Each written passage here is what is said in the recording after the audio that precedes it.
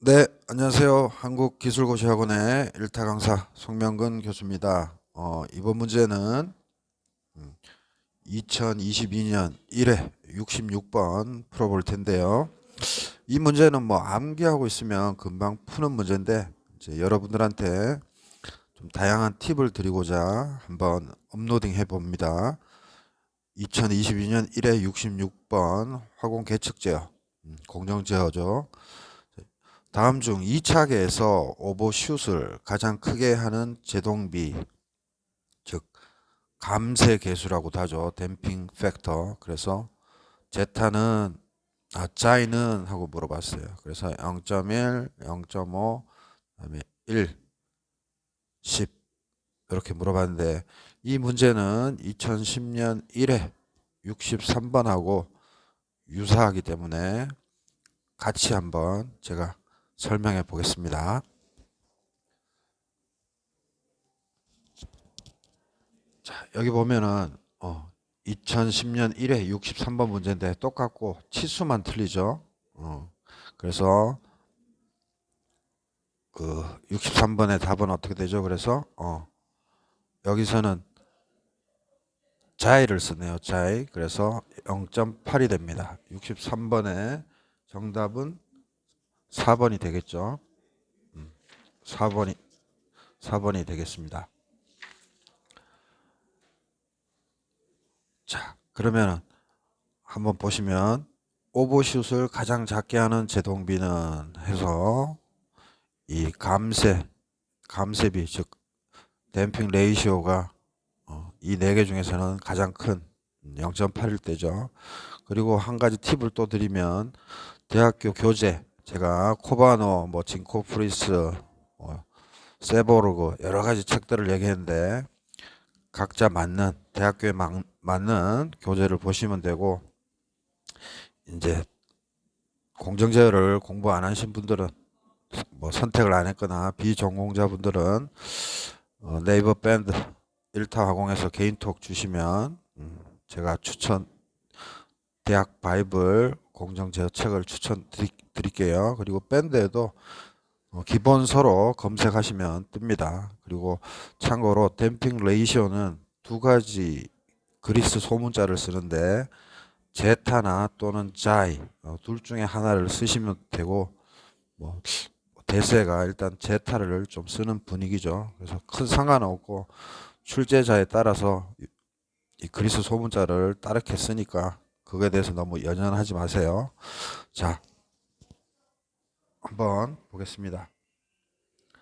자, 우리가 여기 보면 여기 보시면 그 2차계의 동특성을 보시면 2차 공정이니까 우리가 기본거리인 타우 제곱 S 제곱 2타우 제타 S 플러스 1분의 K죠. 그래서 S는 A 플러스 BJ라고 하면 요게 뭐예요? S 도메인이죠. 그래서 X축은 실수부, Y축은 이미지너리 넘버 해서 허수부를 쓰죠. 그래서 다시 말해서 A와 B를 A, B로 나타내는 좌표 평면인 거죠. 그죠? 그래서 이게 S 도메인입니다. 그래서 만약에 예를 들어서 XT가 UT 즉 1이다. UT는 계산함수니까 그냥 1로 생각하시면 돼요. 그래서 XS는 라플라스 변환하면 S분의 1인 거고요. 그죠? 그래서 요 XS 대신에 S분의 1을 넣으시면 쭉 정리하면 요거 지금 모르시는 분들은 그냥 쭉 눈팅 하세요. 그래서 YS는 요렇게 되고 그래서 S1과 S2 즉 즉 다시 말해서 근이 요렇게 두 개가 나타나요. 오케이? 그래서 요렇게 근이 두 개가 나타난다고만 이해하시면 되고 댐핑 레이시오는 제동비 또는 감쇄비 또는 감쇄 계수, 제동 계수 다 동의어입니다. 사실 공정 제어는 저기 뭐야 기계직 7급에 자동 제어가 있는데 그쪽에서 문제들을 많이 뽑아서 출제하는데 그래서 우리한테는 메인은 아니에요. 그래서 쭉 우리 수준에서 공부하시면 됩니다. 그래서 제타가 1보다 작다 이 말은 뭐예요? 과소감쇄. 즉 과소감쇄면 뭐예요? 무조건 진동이 일어납니다. 근데 암기하실 때 어떻게 이해하시면 되냐면 감쇄가 덜 됐다. 즉 과소 적게 감쇄됐다 했으니까 감쇄가 덜 되면 어떻게 돼요? 아, 바이브레이션이 많이 일어나겠구나 해서 진동이 일어난다고 이해하시면 되고, 제타가 1일 때는 아 중근이구나 그래서 그냥 임계 감쇄 요 정도. 그 다음에 제타가 1보다 크면 감쇄가 많이 됐죠. 과소 그러니까 과도 감쇄죠. 그러니까 감쇄가 많이 됐으니까 꾹꾹 눌렀다고 생각하시면 진동이 일어나겠어요? 안 일어나죠. 그래서 비진동입니다. 그래서 이거를 그래프를 어떻게 쉽게 이해하시냐면 X축은 뭐 타워번의 t인데 신경 쓰지 마시고 시간의 함수로 이해하시고 Y축을 그냥 출력이라고 생각하시면 제타가 또는 자이가 1일 때는 그냥 이렇게 진동 없이 1, 0으로 이제 수렴을 하겠죠. 당연히 뭐 편차 변수 있을 수 있어요. 어쨌든 진동이 없어요. 그래서 자이나 제타가 커질수록 뭐예요? 늦게 응답하면서도 진동은 없어요. 근데 과소감쇄, 즉 작을 때니까 제타 또는 자이 값이 작다고 생각하시면 돼요. 그래서 값이 작으니까 즉 감쇄가 덜 됐다는 뜻이죠. 그러니까 바이브레이션이 엄청 큰 겁니다. 그래서 만약에 0.4가 아니고 0.1이다. 그러면 엄청 진동하겠죠. 즉 엄청 진동한다는 소리는 뭐죠? 그렇죠. 오버슛. 즉 이 정상 상태 값을 서 벗어난 정도죠. 정성적으로는. 그래서 오버슛이 엄청 크겠구나. 그렇게 이해하시면 됩니다. 참고로 여기다 적어놨는데 뭐 J 또는 제타 또는 자이가 0이면 뭐 무제동, 감쇄가 안 된다 하는데 뭐 이런 거는 시험에 안 내고요. 그래서 요거에서 이제 시험을 내는 거죠. 그래서 다시 한번 정리하면 1보다 작으면 무조건 바이브레이션이 일어난다. 그리고 1 이상일 경우에는 진동이 없다고 이해하시면 되고, 그 다음에 이 자이 또는 제타 값이 커질수록 바이브레이션이 크다. 또 뭐다? 작을수록 뭐다? 당연히 진동이 크니까 오버슛, 즉 정상 상태에서 많이 떨어져서 바이브레이션을 일으킨다. 이렇게 이해하시면 돼요. 그리고 이제 참고로 이제 나중에 지글러 나 뭐 이런 여러 가지 제어 시스템 들어가면 또 시험에 잘 나오는 게 있는데 참고 마십시오. 일단 제동비 즉 제타나 자이가 0일 때는 자연 진동 그래서 무감쇄 진동 해서 계속 이렇게 바이브레이션을 해요. 그래서 이게 스테이블 하면서도 뭐예요? 진동은 계속하죠. 이런 특성이 있다는 거. 그래서 그런 관점에서 보시면 다시 한번 이 문제에서 이착이라고 했고 오버슛이 가장 작게 하는 물어봤는데 여기 네 개를 보시면 다 뭐예요? 1보다는 작죠. 그러면 무조건 진동은 있다. 진동은 있다. 이렇게 이해하시면 되고 오버슛이 언제 가장 크다 그랬죠? 1보다 작으면서 1에서 멀어질 때죠. 근데 가장 작은 거라고 물어봤으니까 뭐예요? 1에 가까우면 좋죠. 그죠? 그래서 정답은 4번이 되겠습니다. 그래서 진동이 오버슛이 있다는 거는 진동이 있다는 거예요. 그리고 진동이 크다는 거는 감쇄가 덜 됐으니까 감쇄가 덜 됐다. 그래서 과소감쇄. 그래서 용어에서 헷갈리지 마세요. 과소감쇄면 감쇄가 덜 됐으니까 즉 다시 말해서 진동이 많겠구나. 또한 제타나 자이 값이 작겠구나. 이렇게 이해하시면 돼요.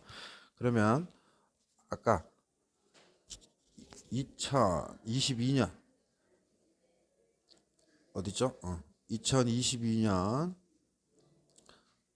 61회 66번에서 물은 건 또 뭐예요? 다시 한번 보면 오버슈트를 가장 크게 한다 그랬으니까 진동이 있어. 그럼 1보다 작아야 돼. 그리고 오버슈트가 크다는 거니까 감쇄가 덜 됐어. 그러니까 과소감쇄야.